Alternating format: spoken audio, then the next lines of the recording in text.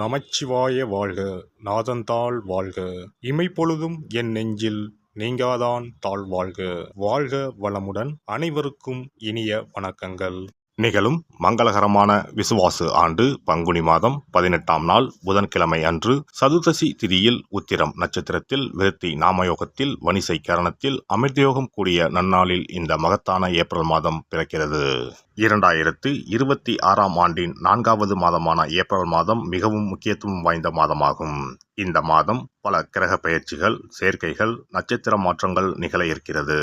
April மாதத்தின் முதல் வாரத்தில் செவ்வாய் பகவான் மீனராசிக்கு பெயர்ச்சியாகிறார். சூரியன், செவ்வாய் மற்றும் சனி ஆகிய கிரகங்கள் இணைந்து மங்களாதித்ய யோகம், திரிகிரக யோகம் உள்ளிட்ட யோகங்கள் உருவாக இருக்கிறது. அதே போல சுக்கிர பகவான் ஏப்ரல் மாத தொடக்கத்தில் மேசராசியில் பெயர்ச்சியடைகிறார். மாத இறுதியில் ரிஷபராசிக்குள் பிரவேசமாகிறார். புதன் பகவான் ஏப்ரல் 11ஆம் தேதி மீனராசிக்குள் நுழைந்து சதுர்கிரக யோகத்தை உருவாக்குகிறார். ஏப்ரல் 14ஆம் தேதி சூரிய பகவான் மேசராசிக்கு பெயர்ச்சியடைந்து சுக்கிரனுடன் இணைந்து சுக்கிராதித்ய யோகத்தை உருவாக்குகிறார். ஏப்ரல் 17ஆம் தேதி சனி பகவான் உத்திரட்டாதி நட்சத்திரத்தின் 3ஆம் பாதத்தில் பிரவேசிக்கிறார். ஏப்ரல் 30ஆம் தேதி புதன் பகவான் மேசராசிக்குள் நுழைய இருக்கிறார். இந்த கிரகங்களின் அமைப்பினால் உங்கள் வாழ்வில் ஏற்படக்கூடிய சுப மற்றும் அசுப பலன்கள் என்ன என்பதனையும், அசுப பலன்கள் ஏற்படுமாயின் ராசிக்காரர்கள் செல்ல வேண்டிய கோவில் மற்றும் செய்ய வேண்டிய பரிகாரம் என்ன என்பதனை பற்றியும் விரிவாக காண்போம். பிறக்கப் போகும் இம்மாதத்தில் உங்கள் வாழ்வில் வளமும் நலமும் செல்வ செழிப்பும் பெற்று வாழ்வின் உயரிய நிலையை அடைய எல்லாம் வல்ல எம்பெருமானை வேண்டி விரும்பி கேட்டுக்கொள்கிறேன். கன்னிராசி அன்பர்களே, இந்த மாதம் மகிழ்ச்சியும் பல வகைகளிலும் வளர்ச்சியும் தரும். வெளி வட்டாரத்தில் செல்வாக்கு அதிகரிக்கும். புதிய முயற்சிகள் அனைத்துமே மிக எளிதாக வெற்றியடையும். எதிர்பார்த்த பணவரவு கிடைப்பதுடன் எதிர்பாராத அதிர்ஷ்ட வாய்ப்புகளும் ஏற்படக்கூடும். அரசாங்க வகையில் எதிர்பார்த்த காரியம் அனுகூலமாக முடியும். குடும்பத்திற்கு தேவையான பொருட்களை வாங்கி மகிழ்வீர்கள். கணவன் மனைவிக்கு இடையே அந்யோன்யம் அதிகரிக்கும். சிலருக்கு குழந்தை பாக்கியம் கிடைப்பதற்கான வாய்ப்புகள் உள்ளன. பிரிந்திருந்த கணவன் மனைவி ஒன்று சேர்வார்கள். திருமண முயற்சிகள் சாதகமாக முடியும். சுப நிகழ்ச்சிகளை திட்டமிட்டபடியே நடத்தி முடிப்பீர்கள். உறவினர்கள் மற்றும் நண்பர்கள் வீட்டு விருந்து விசேஷங்களில் கலந்து கொள்வீர்கள். சிலருக்கு வெளி மாநிலங்களில் உள்ள புகழ்பெற்ற புண்ணிய ஸ்தலங்களுக்கு செல்லும் வாய்ப்புகள் உண்டாகும். இதுவரை இருந்த உடல் உபாதைகள் நீங்கி உடல் ஆரோக்கியம் மேம்படும். வாழ்க்கையில் நல்ல முன்னேற்றம் ஏற்படுவதற்கான திருப்புமுனை மாதமாக இந்த மாதம் அமையும். அலுவலகத்தில் உற்சாகமான சூழ்நிலை காணப்படும். பணிகளில் உற்சாகமாக ஈடுபடுவீர்கள். உயர் அதிகாரிகள் உங்கள் ஆலோசனைகளுக்கு உரிய அங்கீகாரம் கொடுப்பார்கள். எதிர்பார்த்த பதவி உயர்வு, ஊதிய உயர்வு போன்ற சலுகைகள் கிடைக்கும். தொழில் மற்றும் வியாபாரத்தில் எதிர்பார்த்ததை விட விற்பனையும் லாபமும் கூடுதலாக கிடைக்கும். அரசாங்க வகையில் எதிர்பார்த்த காரியங்கள் அனுகூலமாக முடியும். புதிய முயற்சிகள் வெற்றி பெறும். மாத பிற்பகுதியில் சக வியாபாரிகளால் மறைமுக போட்டிகள் ஏற்படக்கூடும். பற்று வரவில் கவனம் தேவை. குடும்பத்தை நிர்வகிக்கும் பெண்களுக்கு மகிழ்ச்சி தரும் மாதமாக இது அமையும். புதிய ஆடை ஆபரணங்கள் வாங்கி மகிழ்வீர்கள். விருந்து விசேஷங்களில் கலந்து கொள்ளும் வாய்ப்புகள் உண்டாகும். அலுவலகம் செல்லும் பெண்களுக்கு பல வகைகளிலும் அனுகூலமான மாதமாக இது அமையும். செவ்வாய் கிழமைகளில் முருகப்பெருமானுக்கு செவ்வரளி மலர்களால் அர்ச்சனை செய்து வழிபட மகிழ்ச்சி பெருகும். சிறப்பு தொகுப்பு.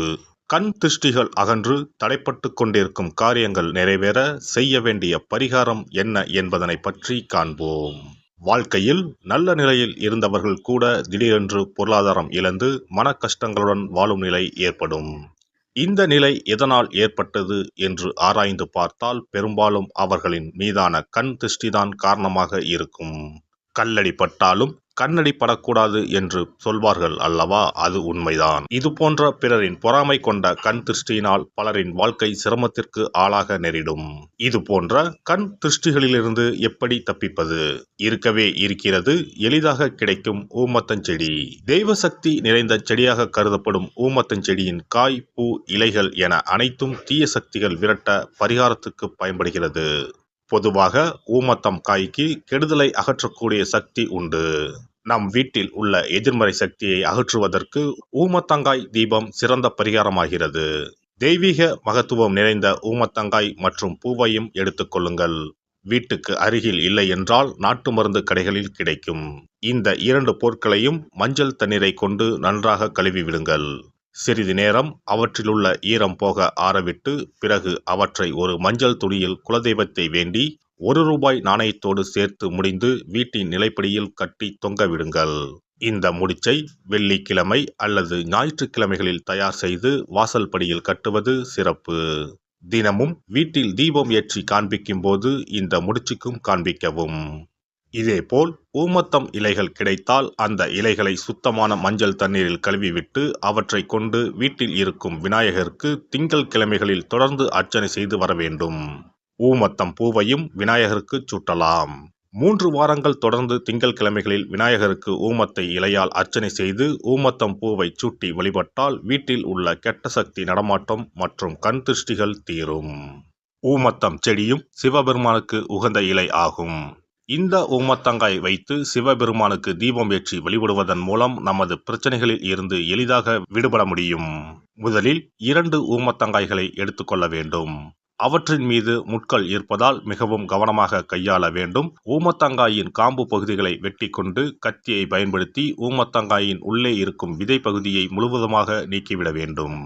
பின்னர் 2 அகல் விளக்குகள் மற்றும் விளக்கு வைப்பதற்கான 2 தட்டுகளை எடுத்து சுத்தம் செய்து அவற்றிற்கு மஞ்சள் குங்குமம் போட்டு வைத்துக் கொள்ள வேண்டும். பின்னர் 2 தட்டின் மீதும் ஒவ்வொரு அகல் விளக்கை வைத்துக் கொள்ள வேண்டும். அதன் பிறகு எப்போதும் பூஜை செய்வதற்கு வைப்பது போன்ற வெத்தலைப்பாக்கு, பழம் போன்றவற்றை வைத்துவிட்டு 2 விளக்குகளையும் ஏற்றி சிவபெருமானை மனதார வேண்டிக் கொள்ள வேண்டும். எனக்கு இருக்கும் பிரச்சனைகள் அனைத்தும் தீர்ந்து இன்பமான வாழ்க்கை கிடைக்க வேண்டும் என வேண்டிக் கொள்ள வேண்டும். இந்த பூஜையை வெள்ளிக்கிழமை அன்று தொடங்கினால் தொடர்ந்து 9 வெள்ளிக்கிழமைகள் செய்ய வேண்டும். ஊமத்தங்காயின் மீது எவ்வாறு முட்கள் இருக்கிறதோ அதுபோல நமது வாழ்க்கையில் இருக்கும் முட்கள் போன்ற பிரச்சனைகளை அவை தீர்த்து வைக்கின்றன. இந்த பூஜையை நாம் தொடர்ந்து செய்து வருவதால் நம் மீது இருக்கும் கண் திருஷ்டிகள் அகன்றுவிடும். தீராத துயரங்கள் தீர்ந்துவிடும். பணம் நகை நம்மிடம் பெருகி வரும். சிலருக்கு கையில் சுத்தமாக பணம் இருக்காது. வறுமை தாண்டவமாடும். கடன் தொல்லையால் கஷ்டப்படுவார்கள். பண பிரச்சனையில் சிக்கி கொண்டிருப்பவர்கள் இந்த தீபத்தை ஏற்றினால் 3 வாரங்களில் நல்ல பலனை பெற முடியும். தொழிலில் நல்ல முன்னேற்றம் இருக்கும். கடன் பிரச்சனைகள் தீரும். உறவினர்களிடையே பகைமை இருந்தால் அவையும் மறைந்துவிடும். நோய்வாய் உள்ளவர்கள் இந்த தீபத்தை ஏற்றுவதன் மூலம் நல்ல பலனை பெற முடியும். பொதுவாகவே எந்த பரிகாரம் என்றாலும் அதை முழு நம்பிக்கையுடன் செய்தால் மட்டுமே முழு பலன் கிடைக்கும் என்பதை நினைவில் கொள்ளுங்கள்.